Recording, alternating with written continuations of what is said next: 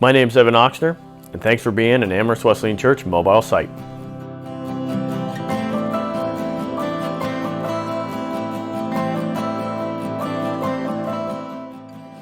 Here at AWC, we aim to be down-to-earth people following Jesus in down-to-earth ways. We do that by searching boldly, connecting honestly, serving humbly, and worshiping fully.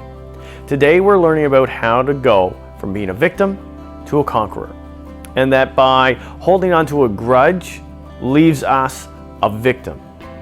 But giving a blessing instead of taking revenge makes us into a conqueror. We're so glad that you have decided to join us today to worship in song and in the Word and in giving. And we give here at AWC because, as it says in Mark chapter 12, it isn't about what it looks like or the appearance or how it appears to other people. What matters is our heart and our obedience, and that when God calls us to do something, we do it, and we do it to the full measure that He calls us to do it. Now, if you're in the place where you've decided to give, you can do that in a number of different ways. You can do that by our tithing envelopes, by dropping it off at the church through the mail, through e-transfer, or through our Tithely app. If you're just checking us out or God is calling you to give someplace else, feel absolutely no pressure to give to AWC. I just want you to know that God is calling you to give somewhere. And so I encourage you to do that. Before we get into the worship here today, I just want to leave you with one quick announcement. Our Christmas wrap-up, Christmas Around the Block, is happening. We have already distributed the cards to the houses in our area, and now Pastor Jamin is looking for people who are willing to be part of the second phase of this, which is helping people in need. And we're hoping to have people actually call into the church and request some aid, some help, and we want to help them just sometimes with, it might be doing a little yard work, or it might be supplying a gift card for groceries or gas, or maybe some winter clothes or something. And so if you're interested in being part of that, if you're interested in volunteering and supplying one of those things, would you mind contacting Pastor Jamin and giving him a heads up to let him know that you want to be part of that, and that he can contact you, he can call on you to be part of that when those needs come in. You can contact him in a couple of different ways. You can do it by calling him. His number is 902-890-9759. Or you can email him at pastorjamin@disciples.com. Or you can just text him or message him, or however it is that you normally might contact him if you've already connected with him. Now let's join our hearts together in worship and consider how holding on to a grudge leaves us the victim, but giving a blessing instead of taking revenge makes us a conqueror.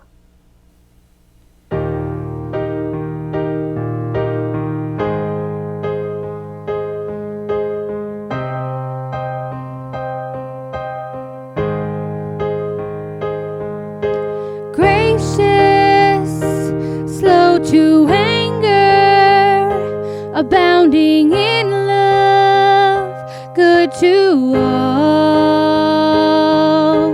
all who call upon you, you will rescue and forgive.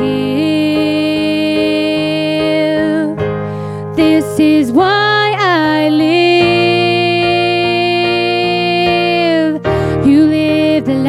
I could never live. You died the death, oh, that I deserve.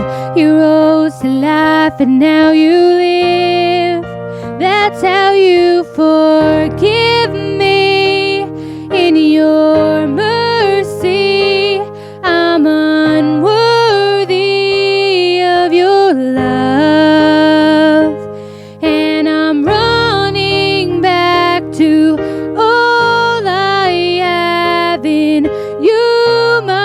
gracious King. This is why I sing. You lived the life I could never live. You died the death, oh, that I deserve. You rose to life and now you live. That's how you forgive. You live the life I could never live. You died the death, oh, that I deserve. You rose to life and now you live. That's how you forgive. The measure of your love. You came and died for us. Let us not forget. That's how you forgive. The measure of your love. You came and died for us. Let us not forget. That's how you forgive. You lived a life I could never live. You died the death that I fully deserve. You rose to life and now I live, I live, I live. Whoa, you lived a life I could never live. You died the death that I fully deserve. You rose to life and now you live. That's how you forgive. The measure of your love. You came and died for us. Let us not forget. That's how you forgive. The measure of your love. You came and died for us. Let us not forget. That's how you forgive.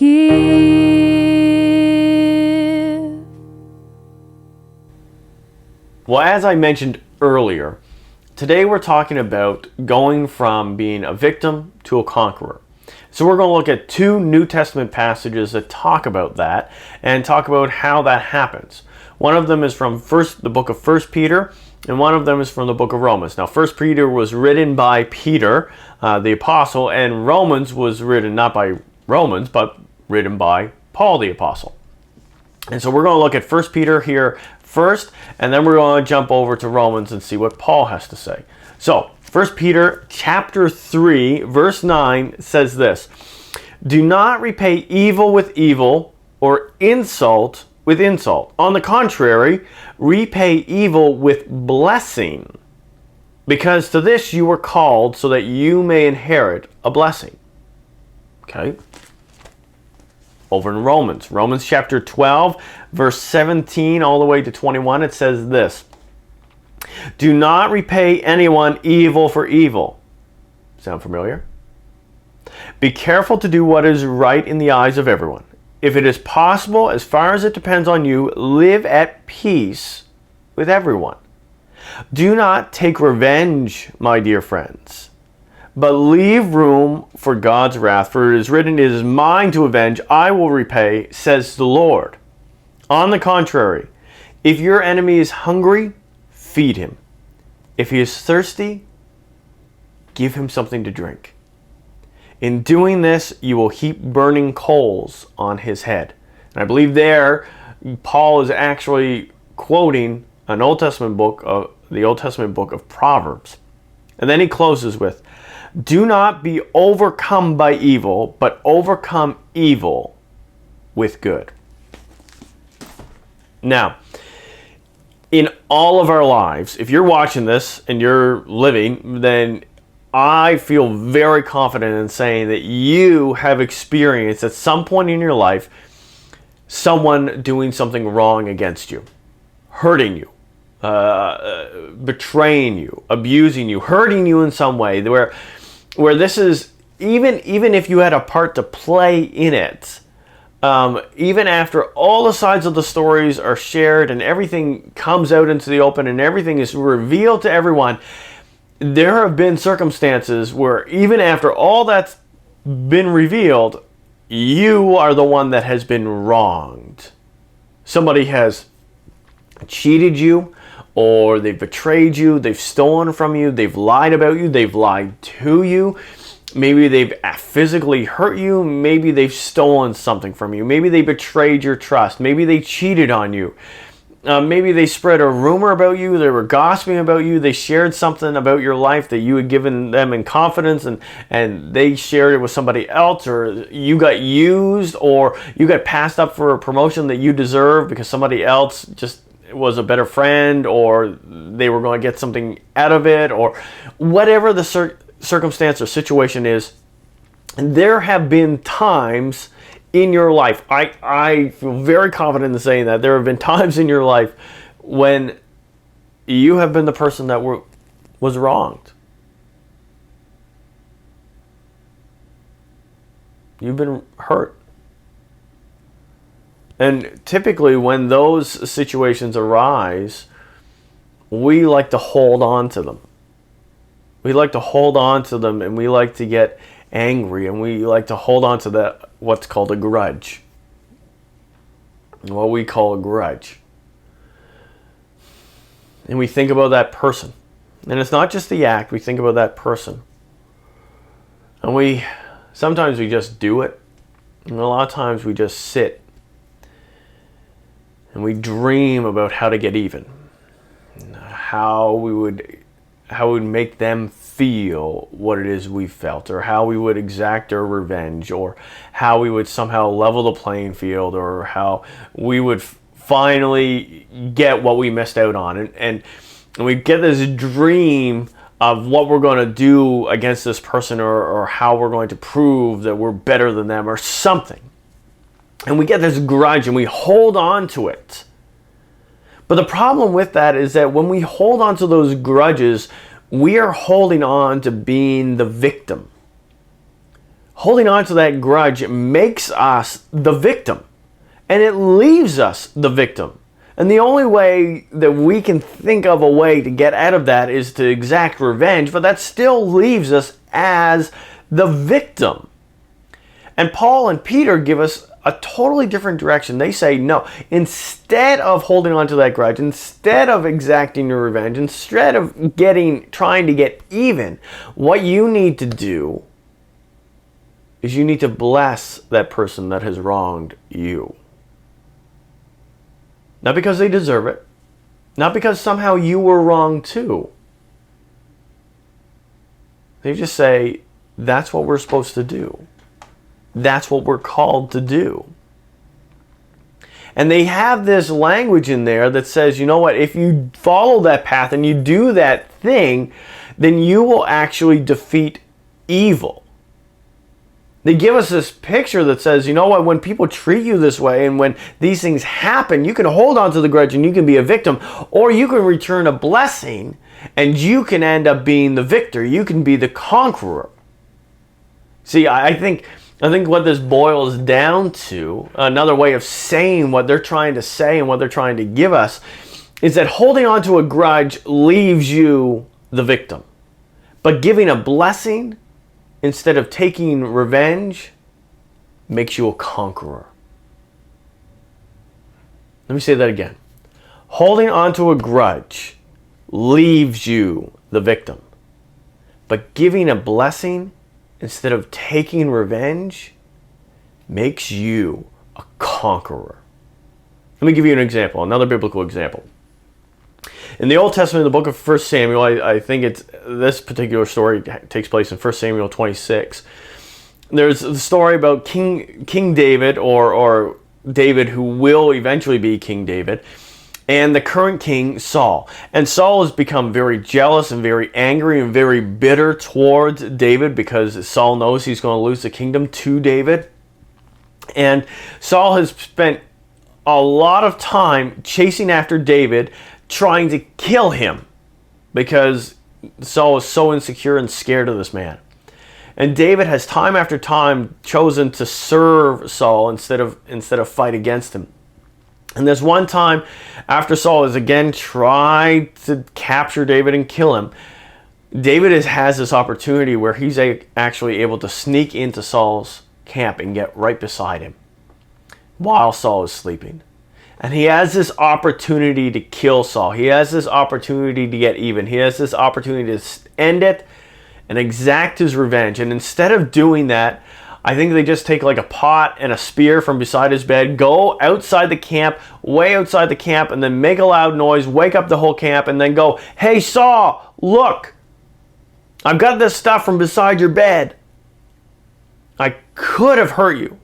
I could have killed you. But I'm not going to do that. I'm not going to hold on to this grudge and be the victim. I'm not going to get my revenge and get even here. I just want you to know that I had the opportunity to do something evil, but instead I want you to live. I want you to have this freedom. I want you to keep going. I want you to have a good life. I don't want you dead. And he's really giving Saul that blessing of life, because David and his men could have killed Saul. And they chose, instead of getting revenge, they chose to give that kind of a blessing. Now, I don't imagine that many of us have the opportunity to walk up beside somebody else and knock them upside the head or kill them. That's probably a little extreme for our situations. But there are moments in our lives when we have opportunities to exact revenge or try to get even, or we just dream about it. And the problem with that is holding on to the grudge leaves you, makes you a victim. But giving a blessing instead of taking revenge makes you the conqueror, makes you defeat the situation, makes you stop the hostility. It stops it from cascading, it stops it from going back and forth. It restarts the cycle, it resets it. Instead of it being evil against evil against evil, it stops it right where it is. It robs it of its power. It opens door. It creates opportunity for change, for people to be restored and relationships to be fixed, and for reasons for the hostility to end. It makes you a conqueror. So this is what we need to do. We need to, number one, we need to change our motive. We need to look at these people and these situations, and instead of thinking about how to get even, we need to think about how can we bless them and bring peace. And the second thing is, we need to take the initiative. We need to take that first step. We can't just wait for them to come to us and try to offer peace. It is our job that when people do evil things to us, that we should be doing good to them. Now, I'm not talking about you should stay in that abusive relationship or something like that. No, just because people do bad things against you doesn't mean you should allow yourself to continue to be vulnerable with them or to even trust them. Sometimes those relationships are broken. You need to get out and get to a safe place and have that separation. But instead of looking at those things and saying, I need to get revenge here, we can still, even if you don't trust them, even if you don't have a good relationship with them, you can still find ways to bless them. And so we need to take that initiative. And the third thing we need to do is we need to make a way for peace. And that's really by saying, I'm not going to hold this grudge anymore. I'm not going to hold on to this, and I'm not going to look at getting revenge. What I'm going to do is I'm going to find a way to give a blessing. And instead of being a victim, be a conqueror. Because by holding on to a grudge, that makes you the victim. But by giving a blessing, instead of taking revenge, you become the conqueror.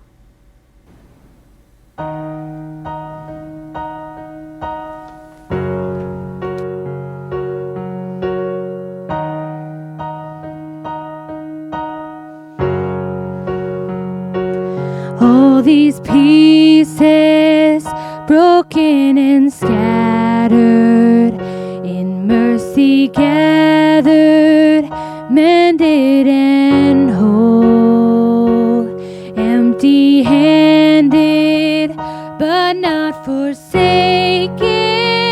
I've been set free, I've been set free. Amazing grace, how sweet the sound that saved a wretch like me. Oh, I once was lost, but now I am found. Was blind, but now I see. Oh, I can see you now.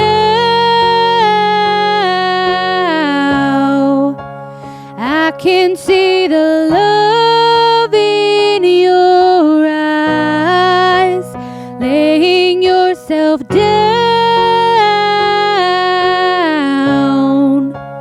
raising up the broken to life.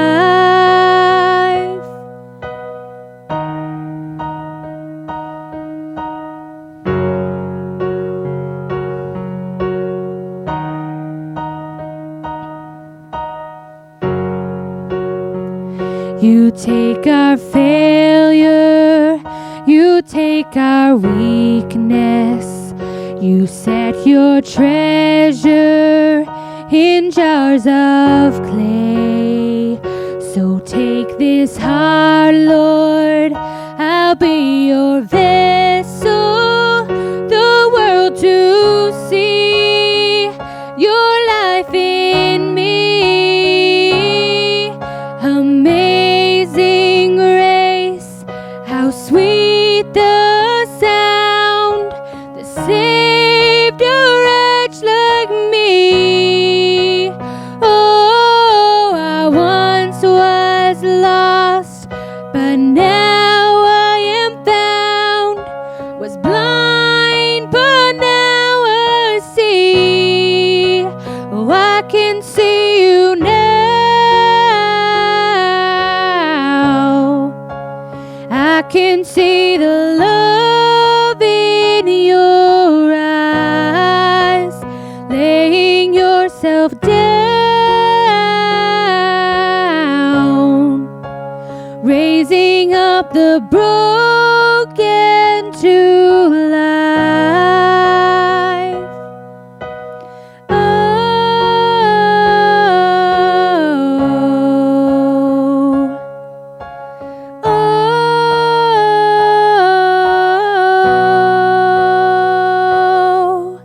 Amazing grace, how sweet the sound that saved a wretch like me. Oh, I once was lost, but now I am found. Was blind, but now I see. Was blind, but now I see. Was blind, but now I see.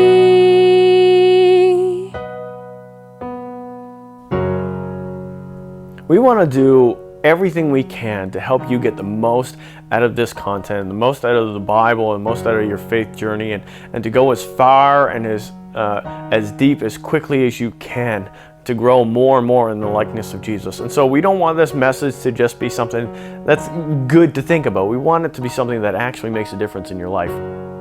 And one of the ways that we encourage you to apply this is by figuring out and digging in personally into what this looks like for you. And so we've put together some questions to help you dig into it and have conversations with other people to really come to a better understanding of what this looks like in your life. Here are those questions. How does repaying evil with evil make things worse, not better? What scares you about blessing someone that has wronged you? How could giving a blessing instead of taking revenge have changed your life in the past? Here's a quick mobile hack for you to get even more out of this content. When the discussion questions come up on your screen, take a screenshot. Or, I mean, if you don't know how to do that, you can Google and figure it out, or you can just write them down.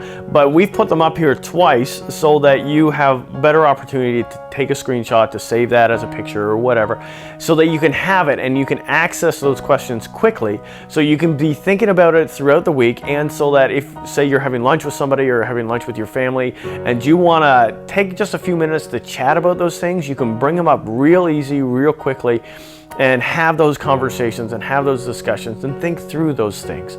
And so at the end of this video, at the very end, that's the last thing that pops up. Take a screenshot of that and save that so that you can easily access that content for discussion. I hope that you have time to pray this week and you set aside time to pray this week. And with that, I want to encourage you to actually set aside Thursdays at lunch to pray. What we encourage people to do here at AWC is actually to take Thursday at lunch and fast and pray. And that means that you cut out lunch, or you cut out maybe TV, or cut out particular food, or you cut out some activity that you would normally do during your lunch hour, and you set that time aside. Instead of doing that other thing, you set that time aside to focus in and pray and bring things in your life, and bring things about the church, and bring things about the world to God in just kind of an extra dedicated way to Him in fasting and praying. So we encourage you to do that every Thursday. We do that here at the church every Thursday as we pray and we fast for all these things that are going on and the things that God has put on our hearts. Thank you for joining us. We're glad that you were able to be part of this with us. We hope to be able to see you next week, whether that's online or on site at our location in Amherst, which you can register for by going to www.amherstwesleyan.com. And one way or another, thanks for joining with us. Thanks for being part of our church.